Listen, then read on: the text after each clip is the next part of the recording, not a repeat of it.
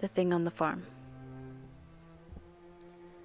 It was a normal day on the farm. I woke up at the break of dawn to feed the animals, then made my way down to the road for my daily run. It was a nice, cool, early September morning. A little foggy, but nothing out of the ordinary for this time of year. I took a deep breath of the crisp air. The air was absolutely something I took for granted when I lived in the city. Small things like the crisp, clean air and actually seeing the stars at night made living in the middle of nowhere a little okay. My parents forced me out here due to my brother and I kind of getting into some activities back home that weren't so good. They wanted to set us straight, so they moved us to a farm to learn hard work and blah blah blah, normal parent stuff. We built the farm from the ground up, and we've been working almost every second of the day since we got here. My daily run is the only me time that I get, so I look forward to it.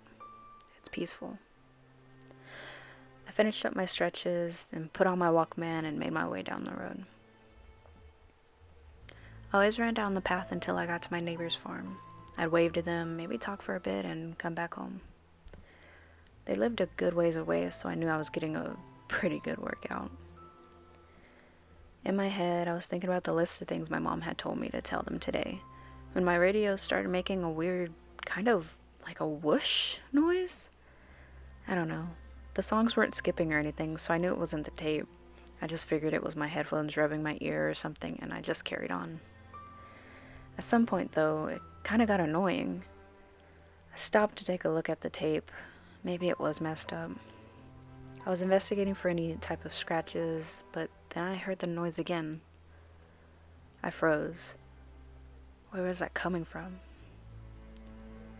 My eyes caught a glimpse of something landing on the telephone pole above me. Realizing it was probably a bird and I was overreacting, I looked up. But if it was a bird, I'd never seen one like this.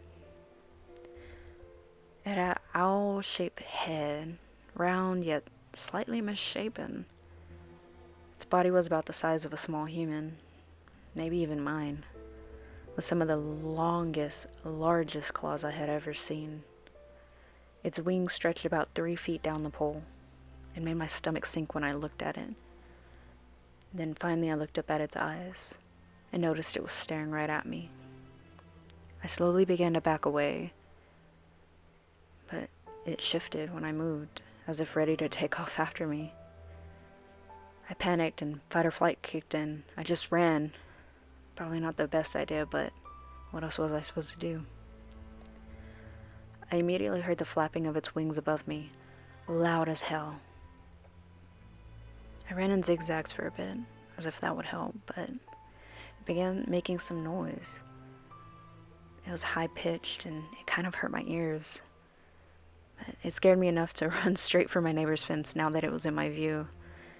Nothing was going to stop me from getting away from this thing. For a second, I could feel air coming off of its wings. I knew it was large, but it almost blew me over. I knew it was getting closer.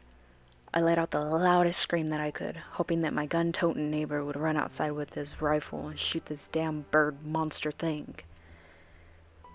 I screamed and screamed until it reached the fence, promptly hopping over it. No, I never had upper arm strength in this moment. I had all the strength in the world. My neighbor came running to meet me, looking terrified himself. I was babbling about the monster, so panicked that I knew I wasn't making any sense, but I was unable to bring myself to calm down enough to tell him. When his wife came outside, she tried to calm me down. She put her arms around me and brought me inside to sit on the couch. After a few minutes and a nice cup of hot tea, I was able to finally tell him what I saw. My neighbor looked at his wife in disbelief. It seemed he was holding back a little bit of laughter. He shook his head. "It was probably just a bird, girlie." "No," I cried. "It wasn't. I swear. And I'm not going back home on foot. I swear you have to believe me." His wife took my hand. "Look, sweetie, we'll drive you home. Don't worry. And we'll look into it. Right?" She looked at her husband. He nodded, obviously not really wanting to look into it. "Come on," she said. She led me to the truck. Her husband joined after grabbing his gun, and they drove me back home. My stepfather had seen them pull up and came outside to meet them, wherein he noticed me in the back of the truck. "What happened to my daughter?" he said in a panic, running to their truck as he saw my face.